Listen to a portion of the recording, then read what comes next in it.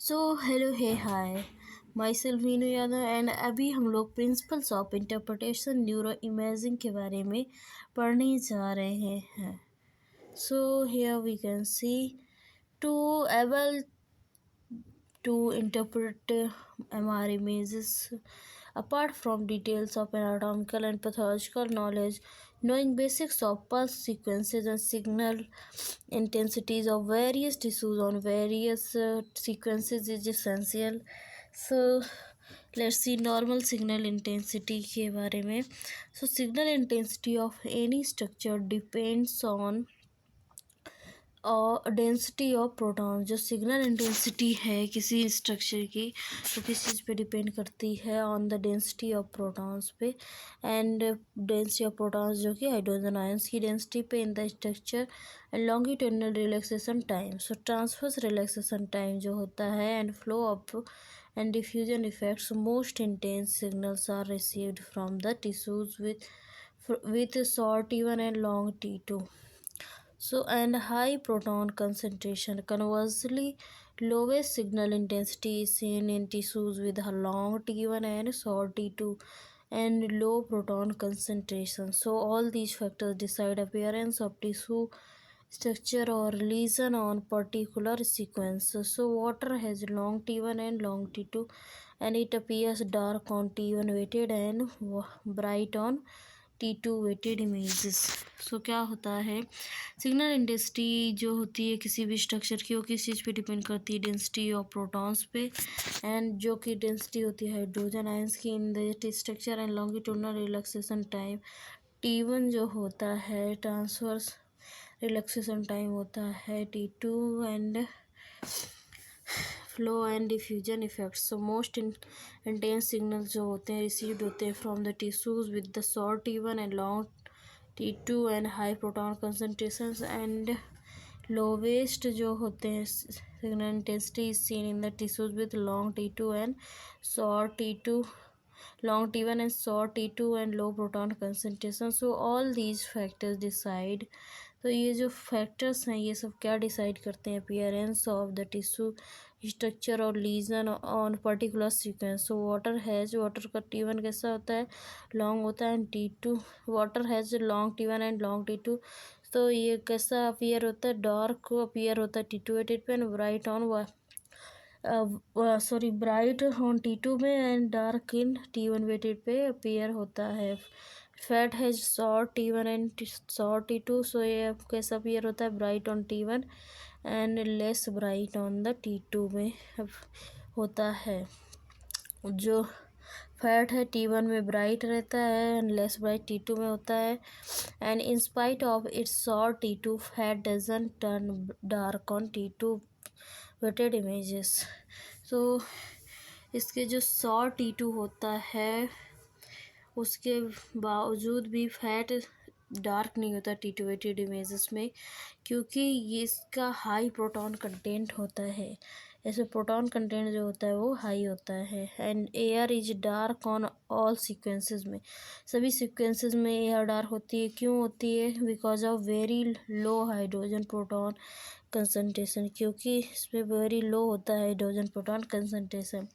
And cortical bone is also dark on both T1 and T2 weighted images. जो cortical bone होती है वो भी डार्क होती है दोनों में T1 and T2 weighted images में because of very low mobile protons. क्योंकि बहुत ही कम मोबाइल प्रोटॉन्स होते हैं. Appearance of medullary bone depends on the degree of fat replacement. जो अपीयरेंस होती है मेड्यूलरी बोन की वो किस चीज़ पे डिपेंड करती है? डिग्री ऑफ फैट रिप्लेसमेंट है. And circulating blood in the vessels will be seen है. जो ब्लड में सर्कुलेट हो रहा होता है वेजल्स में उसको कैसे देखा जाता है? फ्लो वाइड डार्क होता है ऑन स्पिन इको सीक्वेंसेस में एंड ब्राइट होता है on the gradient echo sequences में. ग्रेडियंट इको सीक्वेंसेस में ब्लड ब्राइट होता है एंड स्पिन इको सीक्वेंसेस में फ्लोइंग ब्लड जो होता है वो डार्क होता है. एंड इसको MR में हम लोग और बेहतर तरीके से समझेंगे. And classifications are usually dark on both T1 and T2 images. Classification दोनों में डार्क होता है T1 में भी T2 में भी with some exceptions. And lesions having high content of proteinaceous material, lesions इसमें कि high content of proteinaceous material होता है। Methaemoglobin, subacute haemorrhage and cholesterol debris appear bright on T1 weighted images. तो lesions जैसे कि high content जैसे proteinaceous होता है, with haemoglobin, subacute haemorrhage and cholesterol debris, ये सब ब्राइट अपीयर होते हैं वाई T1 वेटेड इमेजेस में। And some lesions of basal ganglion that are bright on T1 weighted images include करते हैं hyperintense globi pallidi in hepatocellular degeneration, manganese deposition in parenteral nutrient जो होता है वो some classification and foci of abnormal signal intensity, foci of the abnormal signal intensity, इसको FASI बोलते हैं in neurofibromatosis 1. So the normal white matter is bright on T1 weighted images as compared and gray matter because of myelin lipid content of white matter. So जो normal white matter होता है bright होता है T1 में and grey के compare में because क्योंकि myelin जो होता है lipid content of white matter. And T2 weighted images जो होती हैं उसमें grey has high signal intensity than white matter because of its higher water content. So क्या होता है T1 में जो होता है वाइट मैटर ग्रे मैटर के केस में एनाटॉमी फॉलो होती है, मतलब वाइट मैटर वाइट दिखता है, grey matter grey. And T2 weighted में ये उल्टा हो जाता है, ग्रे मैटर की इमेज ब्राइटर होती है then the white matter. And इसमें ऐसा क्यों होता है क्योंकि ग्रे मैटर में वाटर कंटेंट ज़्यादा होता है। Posterior pituitary has bright signals on T1 weighted images because of neurosecretory granules, और जो पोस्टीरियर पिट्यूटरी होती है उसमें ब्राइट सिग्नल्स होते हैं क्योंकि उसमें न्यूरोसेक्रेटरी ग्रेन्यूल्स होते हैं। Presence of the bright posterior pituitary on T1 weighted images is related to the functional status of the hypothalamo neurohypophyseal axis. तो जो पोस्टीरियर पिट्यूटरी होती है वो भी ब्राइट शो होती है because of the T1 weighted में शो होती है। किस वजह से? क्योंकि इसमें functional status of hypothalamo neurohypophyseal axis का होता है और वहाँ से न्यूरोसेक्रेटरी ग्रेन्यूल्स पाए जाते हैं। So in adult patients clivus should be seen as homo, जो अडल्ट पेशेंट्स होते हैं उसमें क्लाइवस कैसे सीन होता है, होमोजीनस हाई सिग्नल इंटेंसिटी के तौर पे on T1 weighted images because of its fatty marrow content. तो क्या होता है अडल्ट पेशेंट्स में जो क्लेवस होता है वो सीन होता है as a homogeneous high signal intensity on T1 weighted images में। सो ये किस वजह से होता है? क्योंकि इसका हाई फैटी मैरो कंटेंट होता है। एंड नाउ T1 वेटेड में क्या क्या वाइट दिखता है एंड T2 वेटेड में देख लेते हैं। सो डार्क सिग्नल्स कहाँ से आते हैं? T1 वेटेड में air, cortical bone, stones, some calcification, flow voids in blood vessels and ligaments, tendons, scars. T2 में इसके डार्क आते हैं air, cortical bone, stones, some calcification, flowvoids in blood vessels, ligaments, tendons and scar। ये तो same है। चलो intermediate क्या है? Water mediate to low muscles, gonads, spleen and liver. And T2 weighted में इंटरमीडिएट क्या है? इंटरमीडिएट बोले तो ग्रे। सो ये होता है muscles, liver, pancreas, hyaline cartilage इसमें रहता है T2 वेटेड में। एंड ब्राइट कौन सा T1 में दिखता है? Fat, fatty marrow, proteinaceous material like complex cyst, blood products, haemoglobin, melanin, contrast enhancing tissues वगैरह ब्राइट आते हैं। जबकि T2 वेटेड में water, fat, red marrow, proteinaceous material, blood products, haemoglobin and extra cellular methaemoglobin ये सभी white यानी कि bright show होते हैं। तो सीक्वेंस सिलेक्शन कैसे करते हैं? Conventionally T1 weighted images are used to see anatomy. T1 weighted images जो होती हैं एनाटॉमी देखने के लिए की जाती हैं। एंड T2 weighted images जो होती हैं वो क्या देखने के लिए की जाती हैं, वो पैथोलॉजी देखने के लिए की जाती हैं। तो मेजॉरिटी ऑफ डिसीजेज जो होती हैं are associated with increased T1 and T2 relaxation times with oedema. Hence तो क्या होता है, मेजॉरिटी ऑफ द जो डिसीजेज होती हैं एसोसिएटेड होती हैं with the increased T1 and T2 relaxation times with oedema. Hence इसीलिए ये अपीयर होती हैं bright on T2 weighted images, bright show होती हैं on the T2 weighted images whatever the region for scanning. A few basic sequences need to be acquired in all brain examinations. कोई भी reason हो scanning के लिए few basic sequences जो होते हैं एक्वायर्ड होते हैं ऑल ब्रेन में। तो कौन कौन से होते हैं बेसिक, ये होते हैं T2 weighted axial diffusion, T1 weighted sagittal gradient echo sequences. ये किस चीज़ के लिए होते हैं, डिटेक्ट करने के लिए haemorrhage. And T2 weighted FLAIR axial and T2 weighted coronal sequences.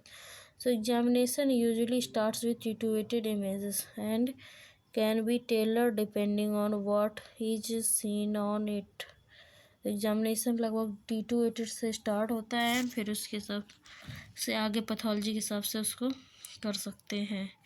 T1 weighted किसके लिए यूज होता है, एनाटॉमी के लिए। T2 weighted पैथोलॉजी को देखने के लिए होता है। एंड यहाँ पे आप लोग देख सकते हैं T1 weighted sagittal image of the brain है। Posterior pituitary is seen as a bright spot on the sella हेरो। पोस्टीरियर पिट्यूटरी सो रही है, और ऐसा क्यों होता है, क्योंकि इसमें ग्रेन्यूल्स होते हैं bright homogeneous clivus arrow head as it contains fatty marrow and also appreciate the white matter has higher signal intensity than the grey matter. And ये T1 weighted में होता है, ना कि T2 weighted में। So stroke imaging. So in the case of stroke क्या होता है, examination should start with diffusion weighted images that will show acute infarct. Diffusion weighted images से शुरू होगा जो कि क्या शो करेगा, एक्यूट इन्फार्क्ट शो करेगा। And gradient echo sequences to detect acute bleed should be done next, followed by the fast flare that shows subarachnoid hemorrhage। तो क्या होता है, एग्जामिनेशन को कैसे किया जाता है स्टार्ट, डिफ्यूजन वेटेड इमेजेस से है जो कि शो करेगा acute infarct. Then gradient echo sequence to detect the acute bleed should be done next, followed by fast flare that shows subarachnoid hemorrhage, जो कि शो करता है subarachnoid hemorrhage को। then time of flight MR angio can be done to look for obstruction stenosis in vessels। तो फिर क्या होता है, ग्रेडियंट इको सीक्वेंस किया जाता है टू डिटेक्ट करने के लिए acute bleed should be done next, followed by the fast FLAIR that जो कि शो करता है सबरेक्नॉइड हेमरेज को। And now time of flight MR angio can be done to look for obstruction stenosis in the vessels में। And if infarcts are peripheral and haemorrhagic, अगर infarct peripheral या haemorrhagic होगा तो क्या होगा, then phase contrast MR venogram are useful to rule out venous sinus thrombosis। तो if infarct जो होता है वो पेरीफेरल एंड हेमरेजिक है तो फेज कंट्रास्ट MR विनोग्राम में वो यूजफुल होगा क्या, रूल आउट करने के लिए वीनस साइनस थ्रोम्बोसिस को। So in case of posterior circulation stroke T1 weighted fat saturated axial sections of the neck are required to look for vertebral artery dissection or thrombosis। Okay, and tumors। so MR is best modality to evaluate brain tumors। MR brain tumours के लिए एक best modality है because of its excellent soft tissue contrast, इसके excellent soft tissue contrast की वजह से and multiplanar capacity. So intravenous gadolinium injection is essential for the evaluation of brain tumours. Intravenous जो gadolinium injection होता है वो essential होता है for the evaluation of brain tumours and tumours enhancement suggest करता है break in the blood brain barrier and does not necessary represent tumour vascularity. So tumour vascularity is evaluated with MR perfusion. Tumour vascularity को देखने के लिए MR perfusion करते हैं. MR perfusion and spectroscopy can be helpful in the differentiating neoplasmic from the non neoplasmic lesions and grading tumors and guiding the appropriate biopsy site. So spinal cord screening should be done in tumors like ependymoma,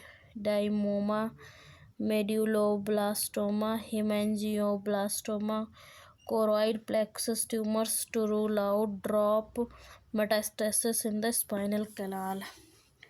So tumours के लिए best है MRI and इसमें गैडोलिना में injection किया जाता है जो contrast evolution करने के ब्रेन ट्यूमर्स को ट्यूमर इन्हेंसमेंट सजेस्ट करता है. Break in the blood brain barrier and does not necessarily represent करता है ट्यूमर वेस्कुलरिटी को. Tumour vascularity is evaluated with MR perfusion के साथ. MR perfusion and spectroscopy help करते हैं डिफ्रेंशिएट करने में neoplastic and non neoplastic lesions को. ग्रेडिंग ट्यूमर्स जो होता है उसको करने में and guiding the appropriate biopsy site. So spinal cord screening should be done in tumours like ependymoma and medulloblastoma and hemangioblastoma and choroid plexus tumors to rule out drop metastasis in the spinal canal. Okay so पहले हम लोग ऊपर का देख लेते हैं. तो इसमें क्या दिखा रहा है. स्ट्रोक की इमेजिंग, ट्यूमर्स की इमेजिंग यहाँ पे आप लोग देख सकते हैं. वेनस इन्फार्क्ट के लिए दिखाया गया. पहली जो इमेज है diffusion weighted axial margin of the brain है. तो पहली इमेज में डिफ्यूजन वेटेड है इमेज एंड इसमें axial margin of the brain है. एंड जो बी है पहली में क्या शो हो रहा है haemorrhagic infarct in the left temporal region. And जो बी है वो T1 weighted axial image of the brain है जो कि शो कर रही है hyper intense left transverse sinus suggestive of thrombosis. उसके बाद जो सी है वो time of flight MR venogram coronal views shows normal right transverse and sigmoid sinus. जो टी है वो सिग्मोइड साइनस है एंड जे जो बना हुआ है वो जुगुलर वेन है एंड टी है right transverse sigmoid sinus. J है jugular vein and as well as superior sagittal sinus जो है ट्रिपल एस के नाम से. And left side as transverse sigmoid sinuses or jugular vein are not visualised in keeping and with the thrombosis. So here you guys can see posterior circulation stroke में दिखाया गया है. A है axial diffusion weighted images.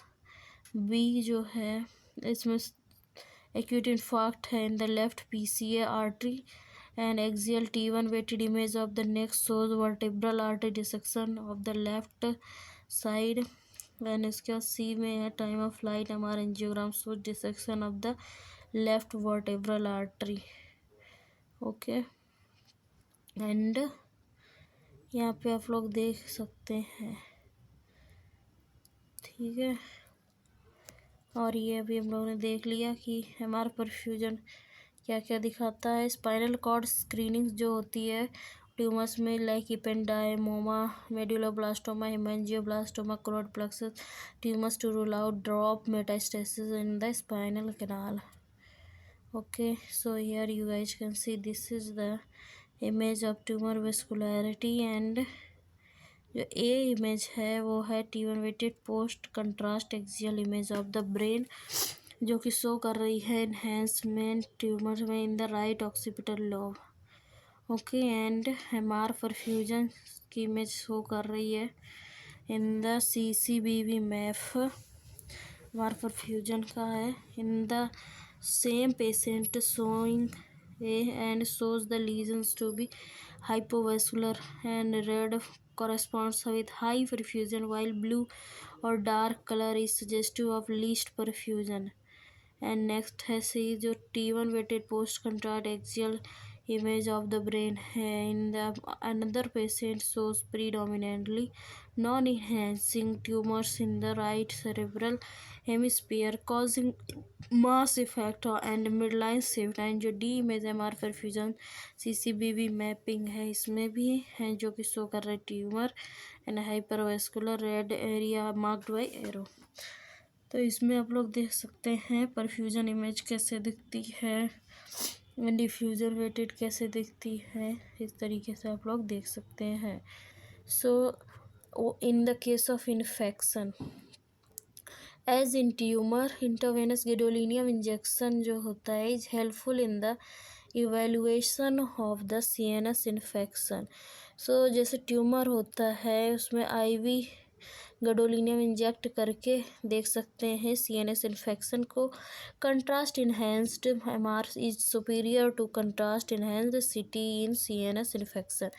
अगर CNS का infection देखना है तो कंट्रास्ट इन्हेंस्ड CT से ज़्यादा बेहतर है contrast enhanced MRI, and because it shows ड्यूरल enhancement and thickening better. Because ये क्या शो करता है, ड्यूरल इन्हेंसमेंट एंड थिकनिंग बेहतर शो करता है।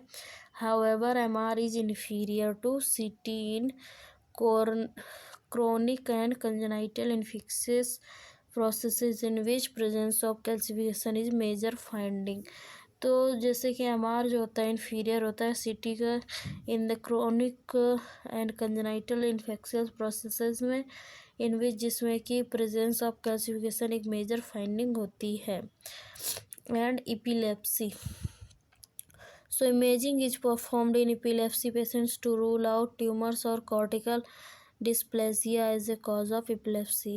so epilepsy patients में imaging जो होती है वो ये ट्यूमर या कॉर्टिकल डिस्प्लेसिया को ढूंढने के लिए किया जाता है epilepsy patient में MR। and apart from this the area of focus in the epilepsy especially partial complex seizure associated with the loss of consciousness are temporal lobes and hippocampus। so the imaging of hippocampus should be involved oblique coronal sections that are roughly parallel to the anterior surface of the pons, and that bilateral hippocampi are seen in true cross sections। so side to side symmetry of the hippocampus for side to side जो symmetry होती है किस चीज़ की, hippocampus की, for comparison is judged bye cochlea appearing symmetrical on a single image and oblique coronal sequences.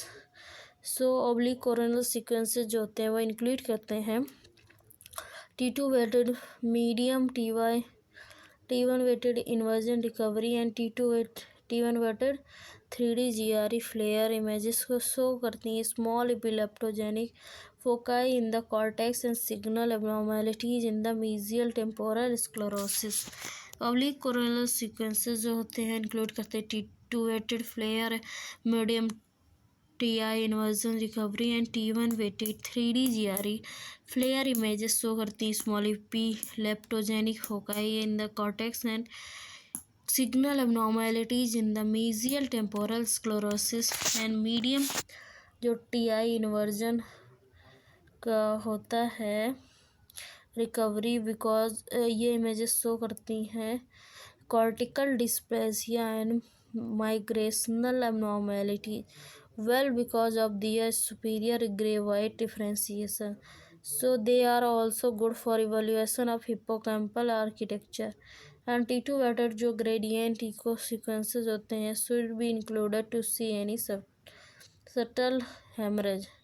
T2 weighted जो होती हैं gradient echo sequence वो इंक्लूड किए जाते हैं देखने के लिए any subtle haemorrhage associated with small vascular malformations and trauma and MR की finding of mesial temporal sclerosis include करती है hippocampal atrophy increase signal on T2 weighted और FLAIR images and loss of internal architecture.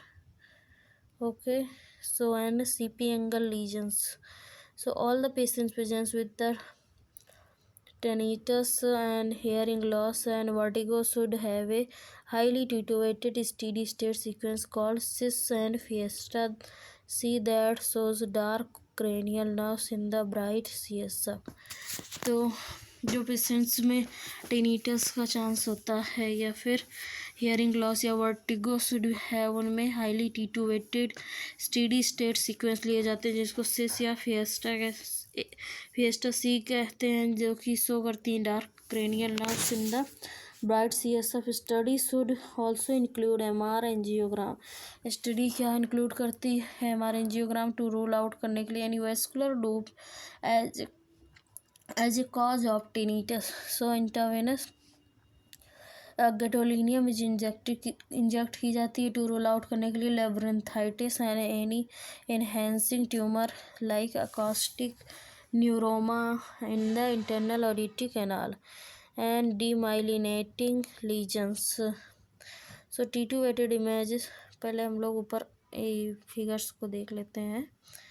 Figures को देखना ज़रूरी होता है क्योंकि ज़रूरी है. T1 weighted post contrast axial image of the brain है ये, एंड ये शो कर रही है एनहेंसिंग मेनिंजेस का over the left cerebral hemisphere arrows. Okay, यानी यहाँ पे आप लोग देख सकते हैं एपिलेप्सी का प्रोटोकॉल है. पहली इमेज टिट्यूएटेड ऑब्लिक कोरोनल इमेज है. ओके, एंड जो दूसरी इमेज है वो मीडियम TI इन्वर्जन रिकवरी वाली है. ओके, एंड जो थर्ड इमेज है वो फ्लेयर ऑब्लिक कोरोनल इमेज है. ठीक है, तो इसमें जो पहली इमेज है वो क्या शो कर रही है? सो वो शो कर रही है टेम्पोरल लोब शो कर रहा है hippocampus to be atrophic. Okay, atrophic show कर रहा है and left temporal horn in the lateral ventricle.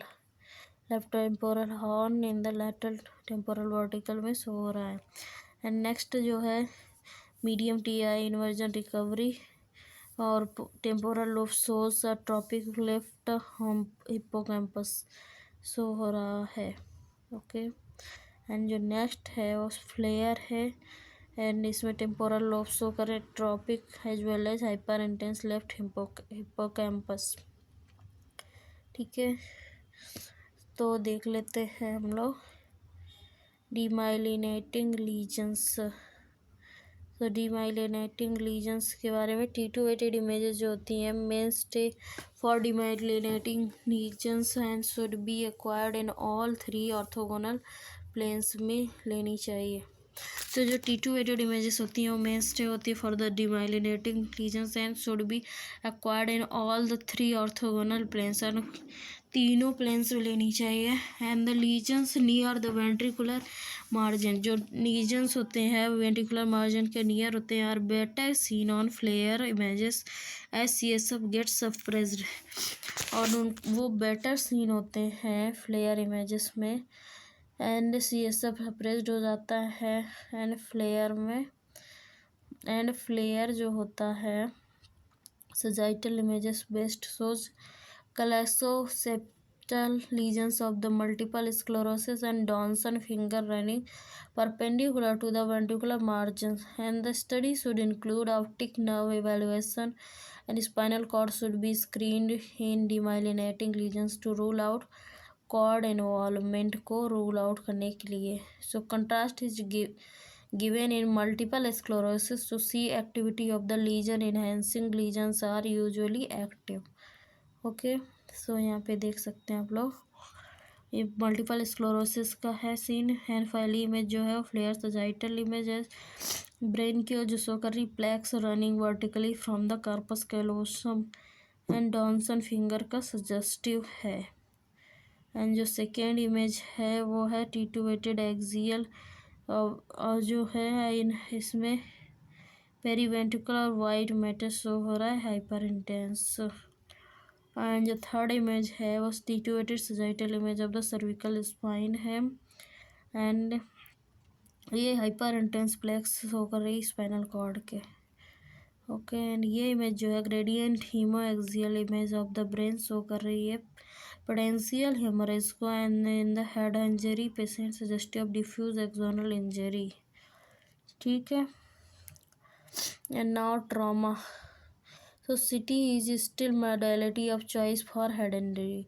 अगर हेड इंजरी के लिए मॉडलिटी ऑफ चॉइस पूछा जाएगा तो सिटी है। City is convenient, less time consume and available for everywhere, shows acute bleed and bony fractures, and if MRI is performed, gradient echo and T1 weighted images are important in showing acute bleed।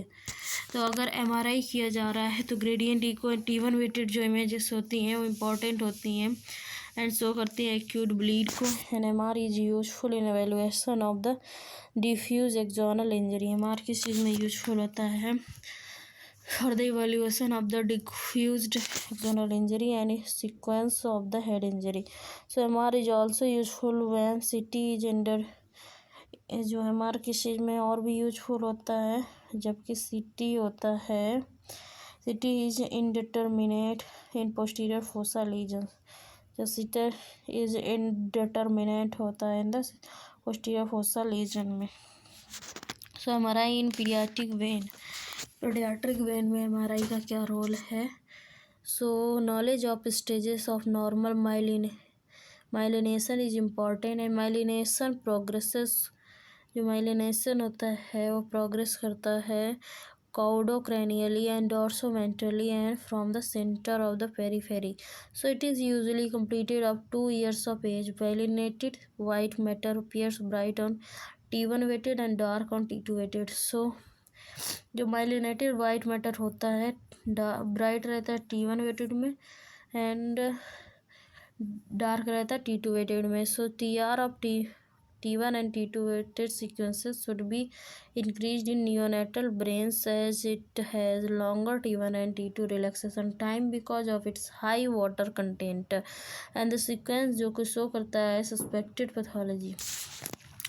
तो देखो क्या होता है TR of T1 and T2 weighted sequence कैसा होता है? Increased होता है इन द नियोनेटल ब्रेन, क्योंकि इसका T1 हाई होता है, T2 रिलैक्सेशन टाइम भी हाई होता है।